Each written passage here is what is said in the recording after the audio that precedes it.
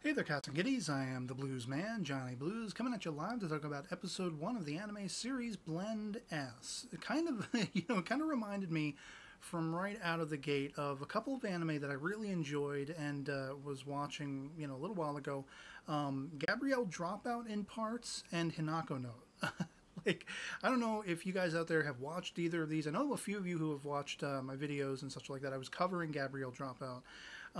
But just the sort of lighthearted comedy, the goofiness of this show, being sort of a kind of a play on maid cafes and such like that, where you have a tsundere character, you have the little sister character, you have somebody who's supposed to be sadistic. And there's a couple other that have yet to be introduced, that kind of thing. Our main character being very much kind of akin to Tomoko Kuroki from Watamote. I was just talking about her in another review that I just did, Netju no Susume, and I love how this character is much more. I mean, she's nothing like Tomoko Kuroki at all, except she has these very fearsome, angry eyes.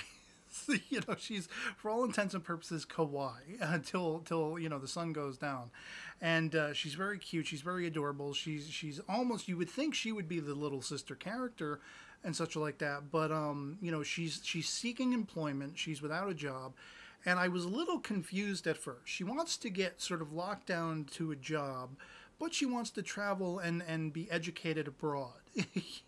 She wants to travel. How's that going to work? And then they clarified it a little later that she wants to save up money so that she can go traveling, that kind of thing.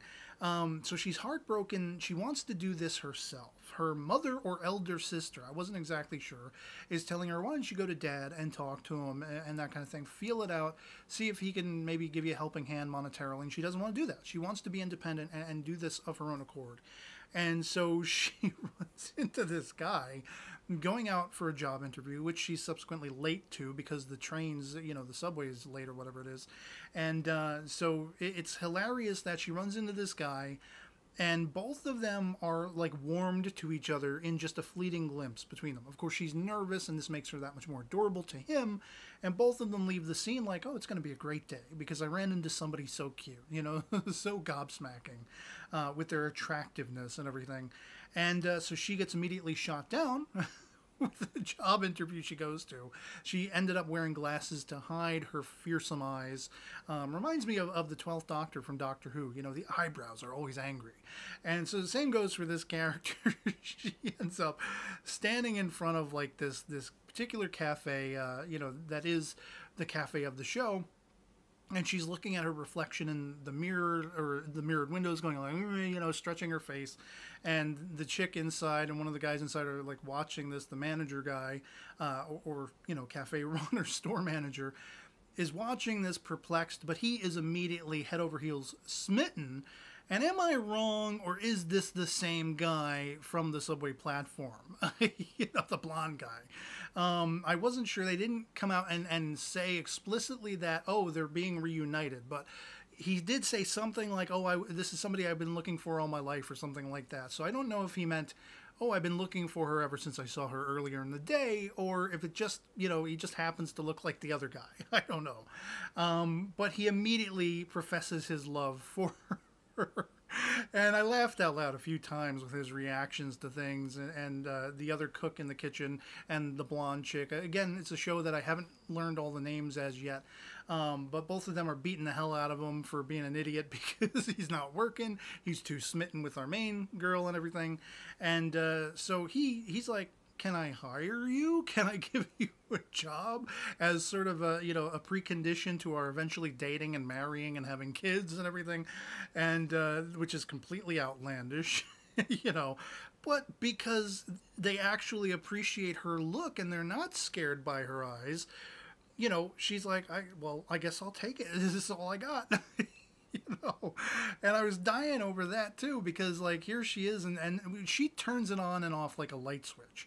She looks kawaii, she looks adorable every single moment you see her, but then suddenly when the dark cloud reigns overhead and she looks at somebody a certain way, she's got to be a sadist. She's got to treat people mean on purpose.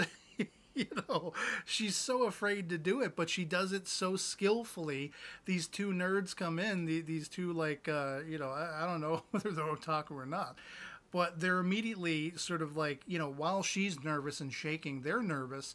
And as soon as she flips on that switch of demeaning them and being mean toward them, they're getting off on it. This is exactly what they wanted. And the cat in the back is like, don't worry about it. She's doing perfect. You know, she spills ketchup all over them, and all she can manage to muster, to, no pun intended, to say is, you know, oh, filthy. And they love it. They're eating it up. So it's hilarious. I love that. The blonde chick is also a gamer, kind of reminding me of the show that just wrapped in the previous season, Gamers, which was spectacular.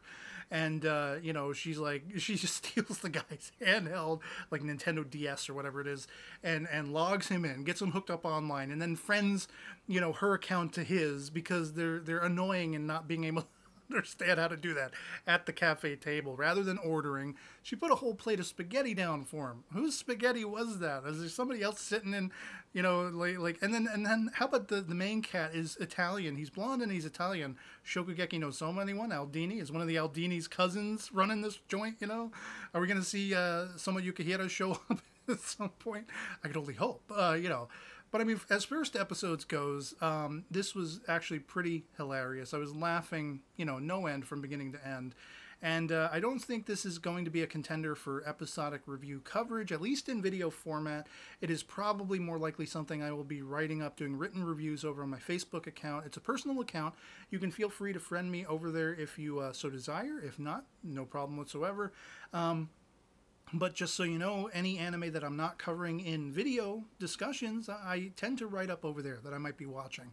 Not in every single case, and not after every single episode, but I've been doing it a lot more recently in the last couple of seasons. So this is definitely one where if there are standout moments and really funny aspects to the story, or intriguing, compelling aspects, it is a top contender for written reviews on my Facebook account. I don't think I'll be back here unless something really surprisingly spectacular happens, talking about it in video format. But I had to talk about the first episode at least, because I thought it was absolutely laugh-out-loud entertaining.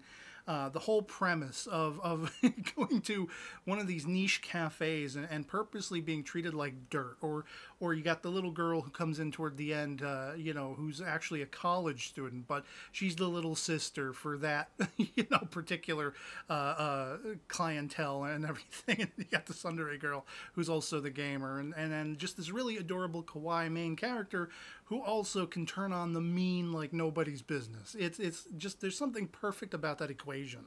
And so yeah, I'm definitely ready and on board to watch more of the hijinks as they ensue. I'd love to hear from you guys in the comments below what you thought of the first episode of Blend S, if you've seen it as well. If you have seen subsequently Gabrielle Drampa and Hinako Note, do you agree with me that there are similar sort of aesthetics to that? Hinako Note was dealing with a bunch of characters. There was also like a whole acting troupe, you know, storyline to that, but they were dealing with a bunch of girls who ran a cafe kind of thing, and just some hilarious humor there as well. You know, off the cuff, very strange humor and such like that. And that's kind of what this series seems like it's going to embody to me. So if you've seen either of those, do you agree with me? Did you like this first episode? If not, why not? Let me know in the comments below. Our POVs can certainly disagree, as long as we have a great conversation about awesome anime. And so yeah, otherwise that'll be pretty much it for me on this. Hope this video finds you well. I'll catch you all later. Peace.